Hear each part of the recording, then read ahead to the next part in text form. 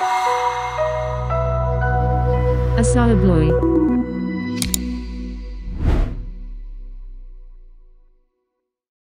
One of the main themes of a sustainable built environment is transparency, and there are three portions of transparency that we focus on as manufacturers.